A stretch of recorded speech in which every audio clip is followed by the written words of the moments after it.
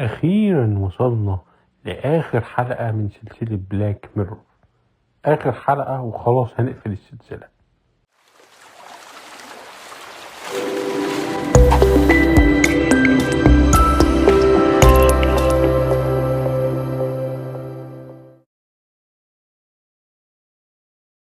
عشان أشرح لكم الجزء ده لازم أشرح لكم الجزء من الموسم اللي فات بتاع كاليستر وأحكي لكم الحكاية من أولها، لأن الجزئين دول للأسف مرتبطين ببعض، فلازم نشرحهم عشان أبين لكم الفكرة كلها. ببساطة القصة بتبدأ بواحدة اسمها نانيت كول، قررت تقدم في شركة معينة. الشركة دي عبارة عن لعبة الأشخاص بيخشوا جوه اللعبة وبيعملوا فيها سكور زي البابجي كده بالظبط. المهم مؤسسين الشركة هو روبرت ديلي، الشخص اللي قاعد على الكرسي ده، والشخص اللي وراه اللي هو جيمس كاميرون. المهم كل بتخش وبعد كده بينتهي هذا الجزء، مش بينتهي يعني، هو بيبدأ ان هو الشخص ده بيعمل اللي هو روبرت ديلي بيستنسخها. روبرت ديلي بعد ما هو بيستنسخها بيحطها وتبقى جزء من اللعبة، ودول مش الاشخاص نفسهم، دول هي اللعبة نفسها، ان هو عامل نفسه كابتن روبرت ويروح يحارب وحوش فضائية، ودول بيساعدوه في المهمات، وفي اخر المهمة بيقعد يبوظ كل واحدة فيهم. المهم هو كان عمال يستعبدهم في هذه اللعبة.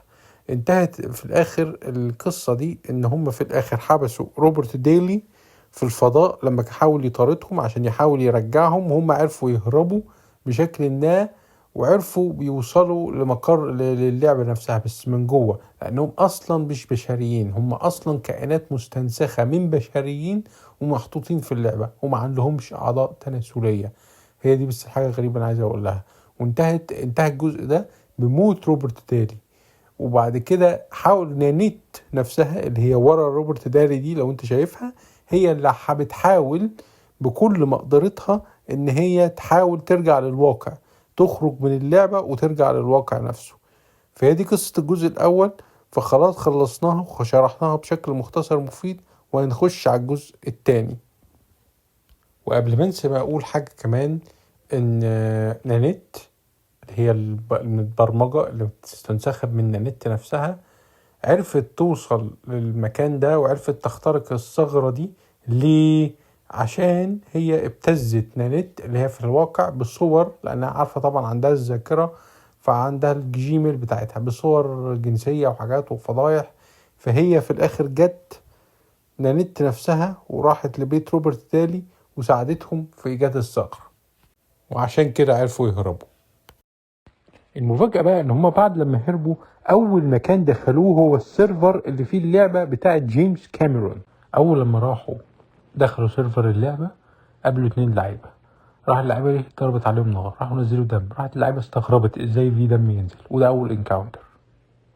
تاني انكاونتر كانت لعيبة برضه بتستعمل اللعبة وضربوا عليها نار وعملوا معركة بينها، وفي الاخر اللعيبة رجعت لجسمها الاصلي بعد لما اللعبة فنشت جيم اوفر.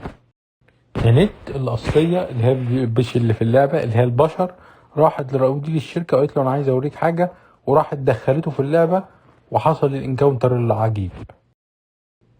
الانكاونتر العجيب إن نانيت الديجيتال اتقابلت مع نانيت الأصلية، وجيمس كاميرون الديجيتال اتقابل مع الأصلي، وحصلت ما بينهم المعركة اللي انتهت إن الأصليين رجعوا تاني للعالم بتاعهم. نانيت الأصلية بعد لما رجعت اكتشفت جيمس كاميرون على حقيقته والبلاوي اللي كان بيعملها، فقالت انها هتفضحه وانها خلاص هتسيب الشغل، وهي بجرية صدمات عربية وقعت اتصت وغالبا ماتت واتنقلت للمستشفى. نانيت الديجيتال راحت لروبرت ديلي الديجيتال اللي هو جيمس كاميرون كان حبسه عشان يصمم له اللعبة، وطلبت منه كل ملفات اللعبة انه يحرقها وينسخ النسخة بتاعتها عشان يوديها هي واللي معاها للعالم الحقيقي.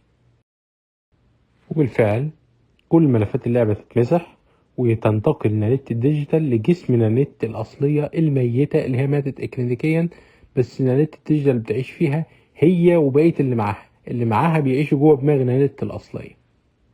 جيمس كاميرون يتجنن في الآخر، ونانيت تقعد تتفرج على اللي هي الديجيتال اللي عايشة في الأصلية تتفرج عليه في نشرة الأخبار، وزمايلها اللي دخلوا جوه مخها بيتكلموا معاها عادي وبيحكوا بقى معاها وتوتة خلصت الحدوتة. خلاص اخيرا خلصنا بلاك ميرور. اخيرا خلصنا.